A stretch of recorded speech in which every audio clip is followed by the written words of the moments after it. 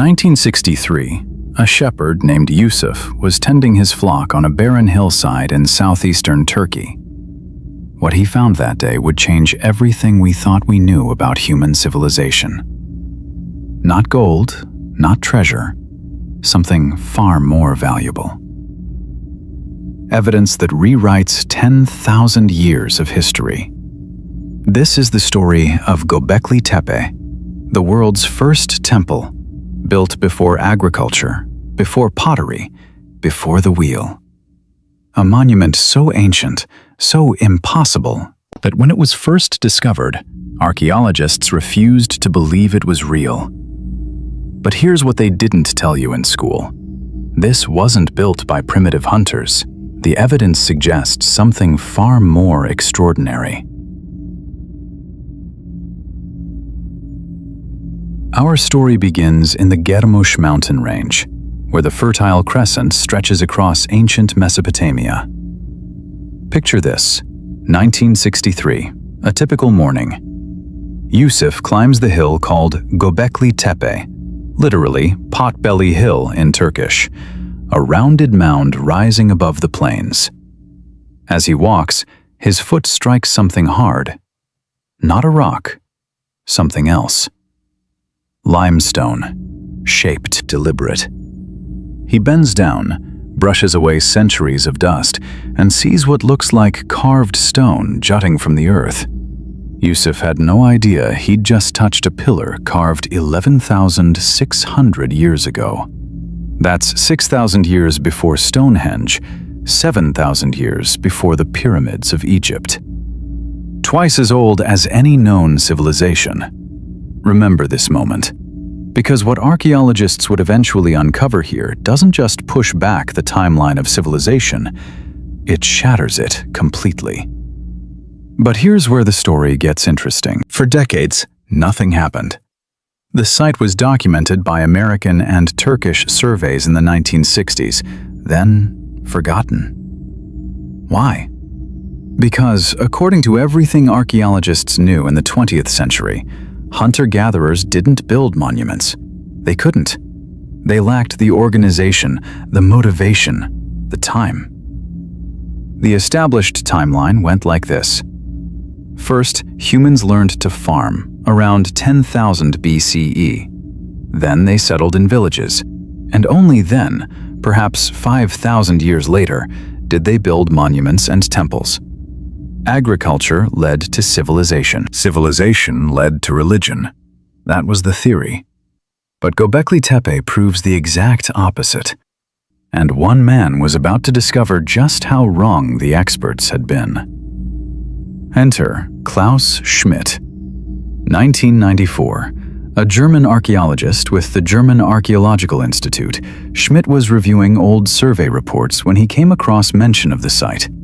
Something caught his eye. The surveys described carved limestone fragments on a tell, an artificial mound created by successive human settlements. But this tell was different. This tell dated to the pre-pottery Neolithic, before humans even made ceramic vessels. Schmidt knew the conventional wisdom. Hunter-gatherers didn't create tells. They moved constantly, following game, following seasons. Yet here was evidence of something massive and permanent, built by people who supposedly lived in temporary camps. In October 1994, Schmidt arrived at Göbekli Tepe. Within minutes of walking the site, he found flint chips everywhere, signs of intensive tool-making. Then he saw the limestone slabs protruding from the ground. He began to dig. What he uncovered in the first season would consume the rest of his life. Massive T-shaped pillars, some weighing 10 to 20 tons, carved with intricate reliefs of animals, foxes, scorpions, vultures, snakes, arranged in circular enclosures, precisely aligned, clearly ceremonial. Schmidt would spend the next 20 years excavating less than 5% of the site, and what he found challenged everything, including his own assumptions about what prehistoric humans were capable of. Then came the carbon dating results. Sex, 1,09600 BCE. Sex, 0.5. Let that sink in. 0.8. This wasn't just old, this was impossibly old. To put this in perspective, when the Great Pyramid was being built in Egypt, Göbekli Tepe had already been abandoned for 6,500 years. When Stonehenge was erected, Göbekli Tepe was as ancient to those builders as Stonehenge is to us. Göbekli Tepe was already 1,000 years old. This temple was built at the end of the last ice age, when woolly mammoths still roamed the earth. Schmidt published his findings. The archaeological world erupted. Some called it the most important archaeological discovery of the century.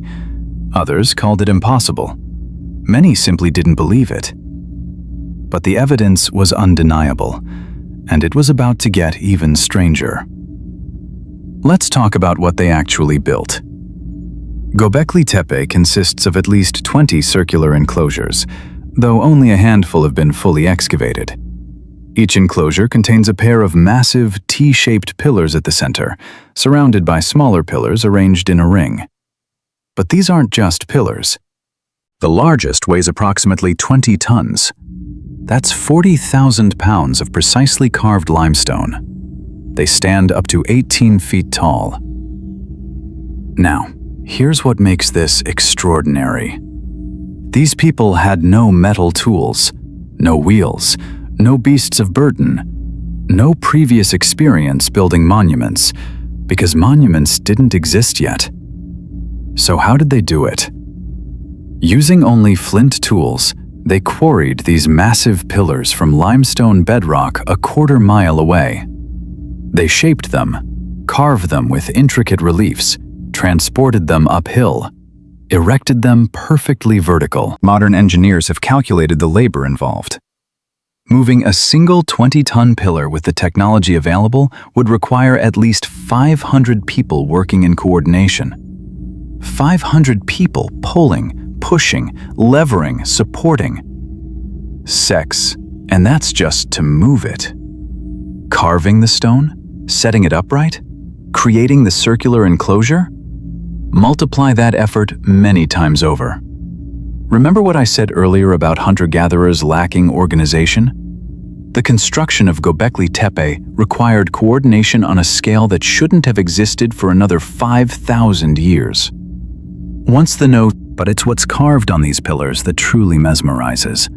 The reliefs show a menagerie of animals: foxes, boars, aurochs, wild cattle with massive horns, snakes slithering in relief across the stone, spiders, scorpions, and centipedes, vultures with outstretched wings seeming to attack headless human figures, sex lions prowling, sedzels leaping. The craftsmanship is extraordinary. These aren't crude stick figures. They're detailed, three-dimensional, show an understanding of anatomy and movement. But here's what's strange. These carvings show animals that would have been dangerous, even deadly to prehistoric humans. Not the animals they hunted, not the animals they ate, the animals they feared. What were they trying to say? Some pillars show geometric symbols, crescents, circles, H-shaped forms whose meaning remains completely unknown. Others show humanoid figures with arms at their sides, suggesting the pillars themselves might represent stylized humans. The central pillars in each enclosure are the largest, positioned like sentinels facing each other across the sacred space. Were they gods? Ancestors? Shamans? One pillar in enclosure D shows a fox, a crane, and what appears to be a handbag or basket. Curiously, this same handbag symbol appears in ancient Sumerian art 5,000 years later, and in ancient Mesoamerica 7,000 miles away. Coincidence? Or evidence of something far older connecting these cultures? The truth is, we don't know. But the questions keep multiplying. Keep these symbols in mind, because later we'll explore a controversial theory about what they might actually represent, and why it's shaking the foundations of archaeology. So what was Göbekli Tepe actually for? Schmidt called it a temple, but temples usually serve settled populations, farming communities with surplus food to support a priestly class. Göbekli Tepe had none of that. Excavations have found no evidence of permanent habitation. No hearths, no houses, no domestic areas. But they found something else. Animal bones. Tens of thousands of them. Gazelle, wild sheep, wild cattle, butchered, cooked, consumed. The bones show evidence of massive feasting events. Hundreds, perhaps thousands of people gathering to eat, celebrate, perform rituals. Archaeologists estimate that some feasts consumed over 600 animals. 600 animals in a single event. This wasn't a settlement. It was a pilgrimage site. People came from miles around, perhaps hundreds of miles, to gather at this sacred place. But why? What drew them? What compelled hunter-gatherers to invest thousands of hours building something they wouldn't live in? Some researchers believe Göbekli Tepe was an astronomical observatory, its pillars aligned to celestial events. Others suggest it was a shamanic center, where altered states and spirit journeys were pursued. Still others propose it was a territorial marker, a power statement. We control this land. But Klaus Schmidt had a different theory. He believed Göbekli Tepe represented humanity's first attempt to impose order on chaos, to create meaning in a dangerous, unpredictable world. And here's the wildest part. Building this temple may have accidentally created civilization itself. For over a century, we believed the story went like this. Agriculture enabled surplus food. Surplus enabled specialization. Specialization enabled complex society. Complex society enabled monuments and religion. Göbekli Tepe reverses that entirely. Here's what the evidence shows. The builders of Göbekli Tepe were hunter-gatherers. They hunted wild game. They gathered wild plants. There's no evidence of domesticated crops at the site. But, and this is crucial, the region around Göbekli Tepe is where wheat was first domesticated. Genetic studies show that modern wheat descends from wild grasses that grew on these very hillsides. Sex timeline? Göbekli Tepe was built around 9,600 BCE. Agriculture emerged in the region around 9,500 BCE, just 100 years later. This suggests something revolutionary. Religion came first. Temples came first. Organization came first. And agriculture? Agriculture was invented to support the temple. Think about it. To build Göbekli Tepe required gathering hundreds, maybe thousands of people. They needed to be fed for months, years, decades. Wild game couldn't support that. Foraging couldn't support that. So they began to cultivate the wild grasses around them. They selected the best seeds. They planted. They harvested. Not because they needed agriculture to survive, but because they needed agriculture to build their temple. Remember what I said at the beginning? That Göbekli Tepe rewrites history? This is how. The temple didn't come from civilization. Civilization came from the temple. Schmidt called this first the temple, then the city. And the implications are staggering. Because if religious motivation drove the Neolithic Revolution, the most important transformation in human history, what does that tell us about who we are? But here's where Göbekli Tepe gets truly mysterious. Around 8000 BCE, after over 1,500 years of use, something happened. The people deliberately buried their temple. Not abandoned, not destroyed, buried. They brought in hundreds of tons of debris, animal bones, flint tools, rubble. They carefully filled in the enclosures, covering the pillars, sealing them beneath the earth. Why? There's no evidence of invasion, no signs of disaster, no collapse of resources. They chose to bury it. Some archaeologists suggest ritual closure, that the site had served its purpose and was being ceremonially terminated. Others propose environmental change. Perhaps drought or climate shift made the region less habitable. Still others wonder if there was an ideological shift, a change in religious beliefs that made the old temple obsolete. But here's what's haunting. The burial was done with the same care and precision as the original construction. However buried Göbekli Tepe loved it enough to preserve it perfectly. It's as if they were creating a time capsule. Or a tomb. Remember those carved symbols we discussed? Some researchers believe they might hold the key to understanding why the temple was buried. But to explain that theory, we need to talk about the stars. In 2017, a team of engineers from the University of Edinburgh published a controversial paper. They analyzed the animal symbols on Pillar 43, the so-called vulture stone in Enclosure D. Using archaeoastronomy software, they mapped the positions of the animals against the night sky as it would have appeared in 10,000 BCE.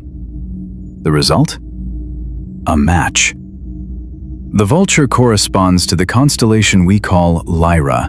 The scorpion matches Scorpius. The fox aligns with Aquarius. According to their analysis, Pillar 43 depicts a specific astronomical event, a massive comet impact or airburst that occurred around 10,950 BCE. This event, known as the Younger Dryas impact, caused rapid climate change, mass extinctions, and the end of the Ice Age.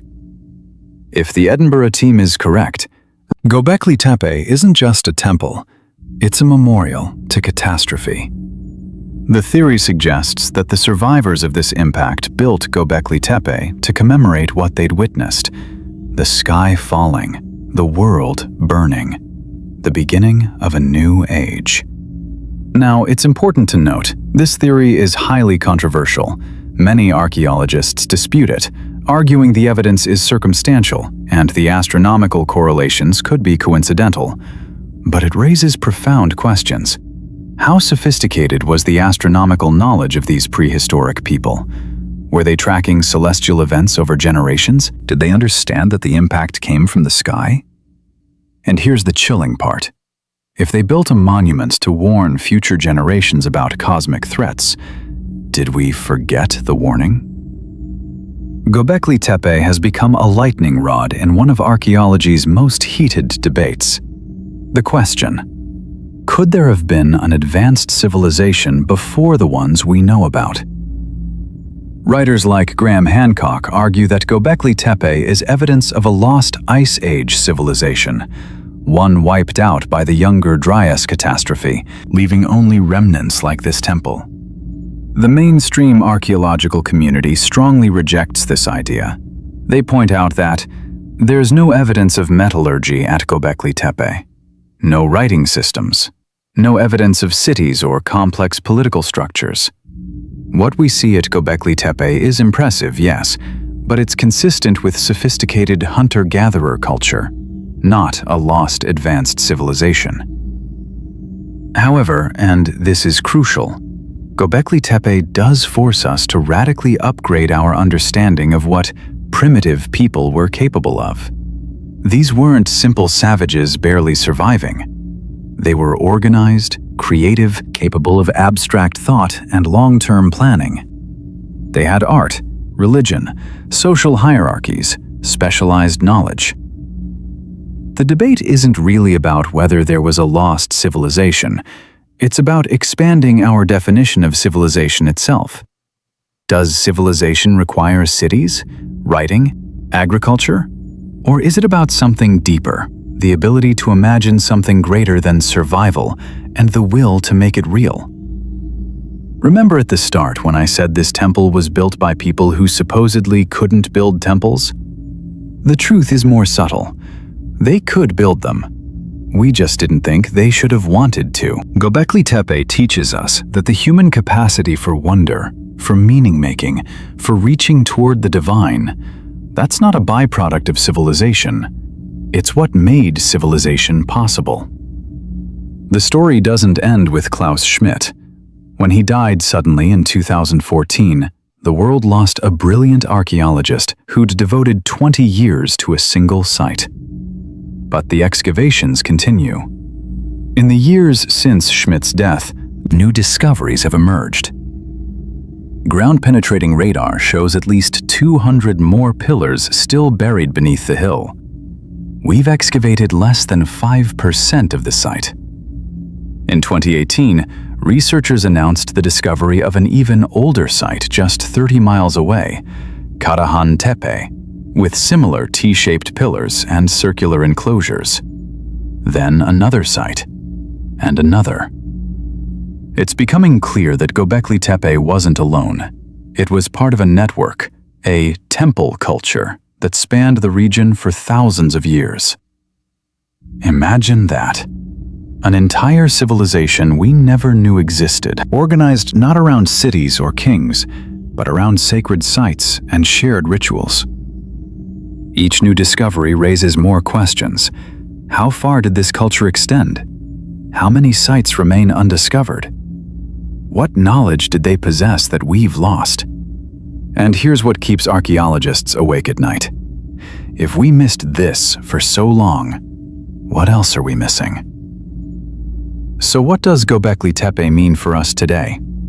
At its most basic level, it's a reminder that history is not a straight line of progress. Our ancestors 12,000 years ago weren't just early humans stumbling toward civilization. They were fully modern people with complex inner lives, spiritual yearnings, and creative genius. When you stand before those pillars, and I hope you do someday, you're not looking at primitive art. You're looking at a conversation across millennia. Someone carved that fox 11,600 years ago. They held a flint tool in calloused hands. They felt the stone dust on their face. They stepped back to admire their work. They had hopes, fears, dreams. Maybe they wondered if anyone would ever see what they created. Maybe they hoped we would. Göbekli Tepe tells us that the things we think make us human, the need for meaning, the hunger for beauty, the compulsion to create something lasting, those aren't products of civilization. They're our birthright. Remember when I said this discovery rewrites history? Here's the deeper truth. It rewrites our understanding of ourselves. Sex urgent, but Göbekli Tepe faces threats. #meta that each comes so fair. Meta was much fear that needs to be getting very spared. Persisting 3 meter than ever say. So then wasn't no lies that he still paith many efforts. Switch fine because it's choicing me. But Göbekli Tepe faces that each comes so fair. But Göbekli Tepe faces not no lies anything. They filled me now, this truth disaster. So what if this works will justing, that he was no whatever it said? Now Göbekli Tepe faces filled it. We short to another team between this. But Göbekli Tepe faces that each comes so fear, the no wise that he made. The community I votedly figured out. The community I voted me that no one has no, the only contributed with his way. The community I voted me that each comes so fear, they no wise that he made. Because Göbekli Tepe faces just no with him. But Göbekli Tepe faces not know what is, was the community I voted me. Just in that each comes so fear the no wise that he made. The community I voted me that each comes so fear the no wise that he made. Now in the piece of this, we'll find joy. Sex is now a UNESCO World Heritage Site, which provides some protection. But the region is politically unstable. It's just 40 miles from the Syrian border, in an area that has seen conflict, displacement, and violence. Tourism has increased dramatically. Thousands of visitors come each year, which is wonderful, but also brings risk. Erosion, pollution, accidental damage, and there's a more insidious threat: looting. Artifacts from the region have appeared on the black market. Smaller sites, potential sisters to Göbekli Tepe, have been destroyed by treasure hunters looking for sellable relics. Each looted artifact, each destroyed site, is knowledge lost forever. We've only just begun to understand Göbekli Tepe. We cannot afford to lose it. But protection requires resources, political will, and international cooperation. It requires us to value the past as much as the present. Because what we choose to preserve says everything about who we are. Sue. After decades of excavation, we still don't know. Who organized the construction? Was there a chieftain, a council, a priestly class? Meta, sex, 0.7. How did they recruit workers? Sex, 0.3. Were they volunteers, conscripts, specialists? What rituals took place here? Did they dance, chant, make sacrifices? What did the symbols mean? Were they astronomical records, mythological stories, something else entirely? And perhaps most haunting, why did they bury it? Some questions may never be answered. The people who built Göbekli Tepe left no writing, no oral tradition that survived to the present. They are silent. But maybe that's okay. Maybe some mysteries are meant to endure. Maybe the questions are more valuable than the answers, because they keep us curious, keep us humble. They remind us that for all our technology, all our science, there are still things we don't know, still wisdom we've lost, still voices we can't hear. Remember the shepherd Yusuf kicking that stone in 1963? He didn't find answers. He found questions that would echo for generations. Here's what we know for certain. At META, quote, pause, quote, colon, quote, sex, quote, colon, 0.711,600 years ago, people gathered on a hillside in what is now Turkey. They had no cities to return to, no farms to tend, no written history to guide them. But they had something else.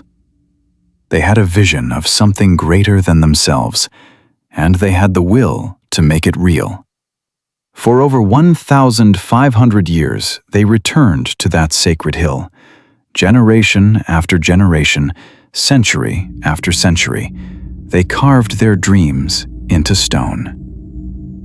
Sex, and then, with the same care they'd used to build it, they buried their temple.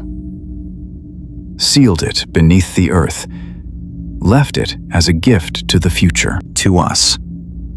At the beginning, I told you this discovery rewrites history, but it does something more important than that. It reminds us that we've always been human. We've always reached for the stars. We've always sought meaning in the darkness. Göbekli Tepe stands as proof that civilization didn't civilize us. We were always capable of wonder. So, the next time you create something, a painting, a song, a garden, a business, a family, the next time you build something that might outlast you, remember those ancient builders on their hillside. Remember that the urge to create, to connect, to leave something beautiful behind, that's in your DNA. Göbekli Tepe isn't just the world's first temple. It's a message across time. You are capable of more than you know. Your ancestors built wonders. So can you. This has been the story of Göbekli Tepe, the temple that rewrote history. But really, It's been the story of us. Hash meta. Sex 2.0. Hash meta. Sex 3.0. If this story moved you, share it. The more people who know about Göbekli Tepe, the better we can protect it.